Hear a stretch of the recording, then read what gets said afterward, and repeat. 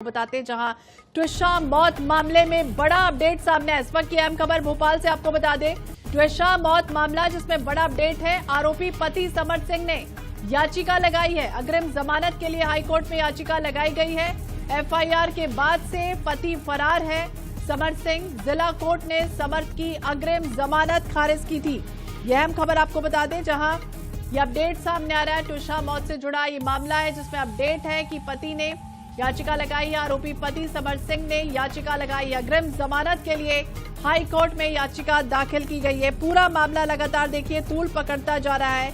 ट्विशा शर्मा की संदिग्ध परिस्थितियों में मौत हो गई। इसके बाद पोस्टमार्टम रिपोर्ट पर भी आपत्ति लगातार परिजन उठा रहे हैं। जिला अदालत से दूसरी पोस्टमार्टम की जो अनुमति है वो नहीं मिली है। इसके बाद परिजन अब हाई कोर्ट जाने की तैयारी में है। वहीं इस पूरे मामले की जांच सीबीआई से कराने की मांग भी तेज हो गई है। और दूसरा अपडेट ये भी सामने आया जब समर की अग्रिम जमानत खारिज की गई थी जिला कोर्ट की तरफ से। अब अग्रिम जमानत के लिए हाई कोर्ट में याचिका दाखिल की गई है।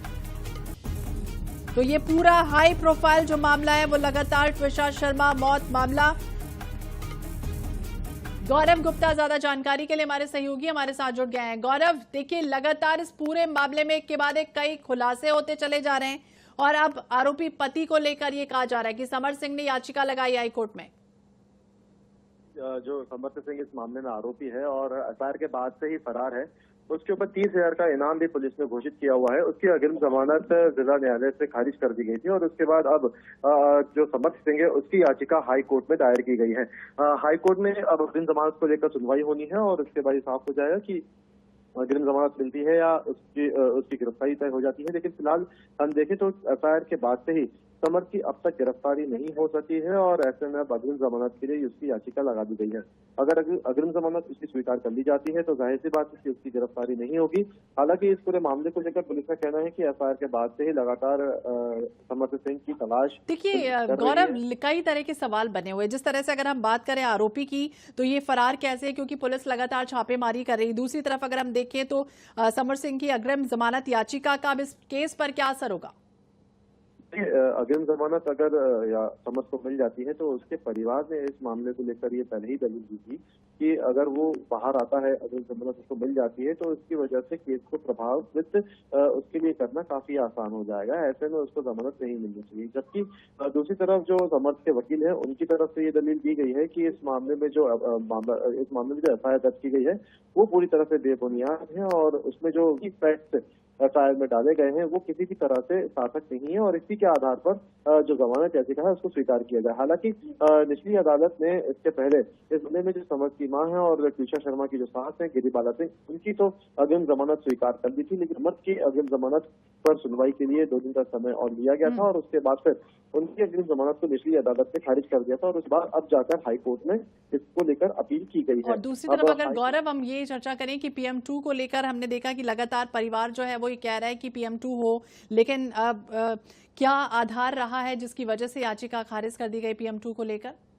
देखिए PM2 में बहुत सारी बातें जो है परिवार की तरफ से की गई थी। उन्होंने साफ तौर पर कहा था कि चोटों के निशान है, जो उसमें पोस्टमार्टम रिपोर्ट में ट्विशा शर्मा की बताई गई थी वो गलत है। इसके अलावा जो लिगेचर यानी जिस बेल्ट से उसने सुसाइड किया था उस बेल्ट के बिना पोस्टमार्टम शुरुआत में कर दिया गया। हालांकि बाद में उसकी फिर से जांच हुई और ऐसे कई सारे लूपहोल जो है उसको आधार बनाकर दोबारा से पोस्टमार्टम कराने की मांग परिवार ने की थी और इस पूरे मामले में हत्या की आशंका परिवार ने जताई थी।